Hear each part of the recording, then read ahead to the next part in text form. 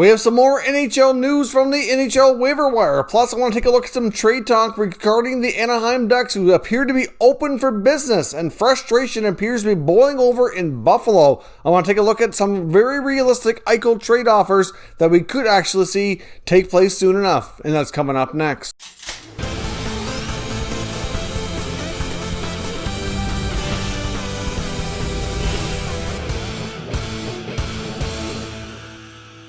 So welcome back to another video here at Top Shelf Hockey. Now, as I mentioned, we have some news from the NHL waiver wire. Florida Panthers forward Brett Connolly has indeed cleared, so he remains with the club, and they now have the option to assign him to the taxi squad or send him to the minors if they so wish. Not a huge shocker given the term of the contract, but still somebody I thought another team might give a look to. But we did have a claim in goal. The Edmonton Oilers have claimed goaltender Alex Stalock, who was on waivers from the Minnesota Wild. Now, he's on a pretty cheap contract and signed for an additional season, so that very well could prove to be a good pickup for the Edmonton Oilers. Certainly provides them with a really solid number 3. If either Koskinen or Smith, is either not getting the job done or gets hurt, he's more than capable of coming in and helping out. And like I said, beyond this season, it gives them an option as well for him to be maybe their number 2 goalie next season. Of course, they have Mike Smith on an expiring deal and no real word on his future of the club. So certainly a pretty decent grab there by Minnesota. Of course, he'll have to go into quarantine. Word is he's getting to Edmonton as soon as possible to start that process so that he can be available to the Oilers as soon as possible. But it'll be a couple of weeks before the Oilers can get him in their lineup, where they likely intend to start him off as the number 3 guy. He's not a huge rush there. So it makes sense why the Oilers took the plunge and made the claim, even though they're going to have to wait. Now, as I mentioned as well, we have some trade talk I want to look at. I want to start with Anaheim. Now, I've seen multiple reports, including the fourthperiod.com and Dave Pagnotta, talking about how the Anaheim Ducks appear to be open for business, with several veteran players likely being available for trade. Now, of course, we recently reported on a potential deal being discussed between the Anaheim Ducks and the Vancouver Canucks, and that deal is something that could still possibly take place, but according to Elliot Friedman, talks seem to have stalled and might not be happening now. Now, the reason for that, it was looking like a potential Jake Virtanen trade going to the Ducks, possibly in exchange for Danton Heinen. Doesn't necessarily mean it was a 1-for-1 deal, but the part that was holding things up was Virtanen signed for an additional year, where Heinen is not. And even though his cap hit is $2.5 million, his actual cash payout next year for Jake Virtanen is well over $3 million. So it's a lot of cash to take on for a player that you're kind of not sure about. You don't mind taking a flyer, giving him a chance, but that's a lot of money. So clearly they were trying to negotiate some other way of evening things out to make it a little bit more fair and reasonable for both sides. I've seen reports saying that the Ducks were hoping that Vancouver would retain some salary to kind of bring it down closer to what Heinen's going to make, and they don't really seem to want to do that, which I kind of understand. But if you really want to do the deal, you're going to have to give a little bit. So we'll see how talks progress on that. I mean, some people were even suggesting other players could be involved. I mean, I know from the Ducks side, as far as who they would consider moving based on these latest reports, we've got Adam Henrique, who recently went through waivers. Now, he's got a fair bit of term on his contract and money. The Ducks might not want to retain like 50% for another 3 years or something, so that's going to prove challenging unless they take back another contract that might be not so good as a replacement. And there are some people I'd even mentioned maybe Virtanen and Eriksson go from Vancouver to Anaheim for Henrique and Heinen. Now, that's an interesting concept. It gets rid of Louis Eriksson out of Vancouver, but then they get Henrique's contract. It's a little less money and there's extra term. So I don't know, as much as you really want Eriksson gone, I don't know if you do that either. I mean, Henrique's certainly an upgrade on Eriksson, but he's not having a great season. And with all that term and money, I don't know. I just don't know if you touch that. So certainly some interesting things to think about, but I can understand the stumbling blocks in getting that deal done. Other players from the Ducks being mentioned here as well, not necessarily to Vancouver, but that are available for the right deals. Rickard Rakell, he's on a 6-year contract, but he's only got 1 more year left after this year. He's underperformed as well. He could probably use a fresh start somewhere else. It's not really working out for him there. And you've also got even Jacob Silfverberg as a guy they would be willing to consider moving for the right price. Now, I think Silfverberg is a player that they're probably less likely to move, but if the right deal comes along, they're certainly willing to listen. There's not an automatic untouchable. That's for sure. And even on the blue line, you have to wonder if maybe even a guy like Hampus Lindholm could be had for the right price as well. I know Josh Manson was the defender getting a lot of the trade talk leading into the season, but based on injuries and some not so great play, I think that he's obviously not going to be moved now. So maybe they listen on a guy like Lindholm. I think it would be somebody that they would listen on, but it's going to take a lot to get the deal done. So less likely that it happens, but still lots there. And even Captain Ryan Getzlaf, who I mentioned before, the Ducks are totally willing to trade him.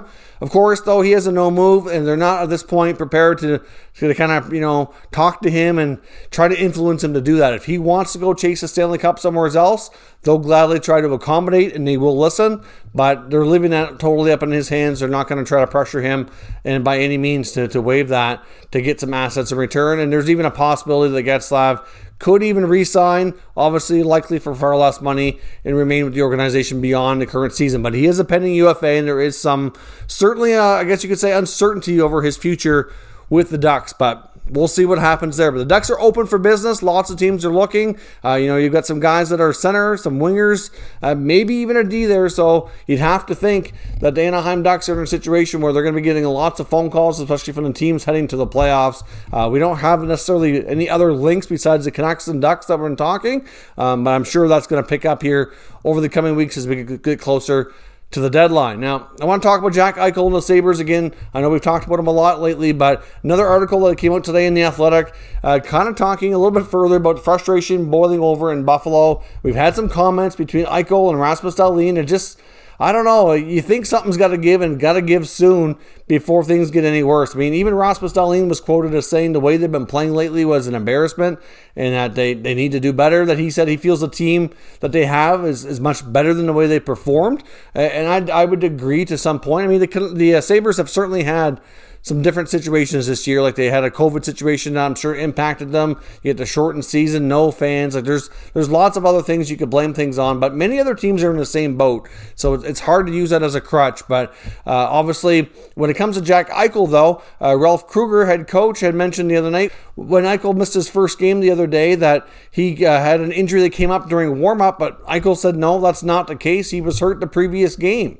So obviously, a bit of an information disconnect between the star player and a coach. Many might dismiss that as not being a very big deal, and maybe it isn't. It just makes you wonder what's going on behind the scenes there, how much communication is taking place. And there's several articles and several chatter online today about what's going to happen with Eichel. Now, of course, again, I want to stress the point here that Jack Eichel, to the best of our knowledge, has not requested a trade, and I'm not saying he's going to be traded, but I am saying that as the losses continue to mount and the frustration continues to boil over, and the insiders and the local reporters are saying that's how things are feeling there within the organization, you have to think sooner than later something's got to give, whether it be they fire Ralph Kruger, they make a big trade, they got to do something because things are spiraling out of control and getting worse all the time. Now, 3 possible destinations I want to look at for Eichel today include the New York Rangers, the LA Kings, and the Boston Bruins. Now, this is mostly just to give you an idea how difficult this trade is going to be and how hard it's going to be for the Sabres to win the deal,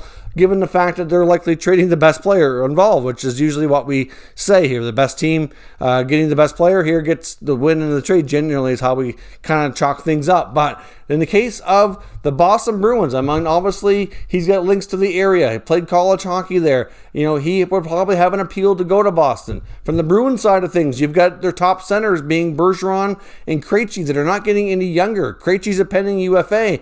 He could step in there and be, the top center and really shore up a position that they're going to probably be weak on in a not too distant future. There is certainly a link there that makes a lot of sense, but what kind of package are you going to offer up? If you're Buffalo, the player you're starting with is likely Charlie McAvoy, and you're adding to that. You're all probably adding a first-round pick, and you're probably adding another top prospect, whether that be Stagnica or John Beecher. I would think the Bruins would probably push for Beecher, and I'm thinking the Sabres would probably push for Stagnica. And there could be another piece in there too. It's going to probably take at least a solid 4 pieces to get him out of Buffalo.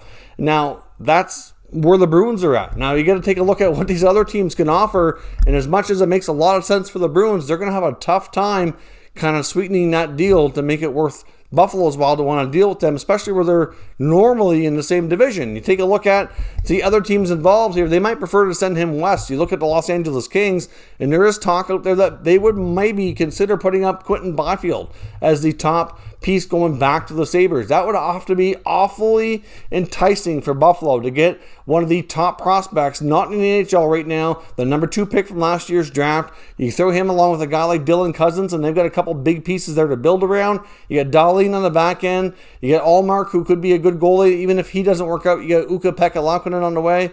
Like, they have some solid pieces to start. I know you don't want to hear Buffalo rebuilding again, but at least there's some good pieces there that hopefully will get the job done this time. And it wouldn't be just Byfield, obviously, it'd be Byfield plus, but the Kings are so deep with prospects and players right now that are young that there's no doubt they could put together a package to wow the Sabres into saying, we got the best deal here. I mean, you got to look at all these other young players. You've got Turcotte, you've got Kaliev, you got Fadrimo, you got Anderson Dolan. I mean, the list goes on. Akil Thomas, Tobias Bjornfoot, and more. That's the tip of the iceberg. There's even more prospects I didn't even mention. So clearly, the Kings would be one of the front runners when you could put a guy like Byfield in the package. Now, and I'm sure that from Buffalo's side, that's probably what their starting point on an ask is going to be.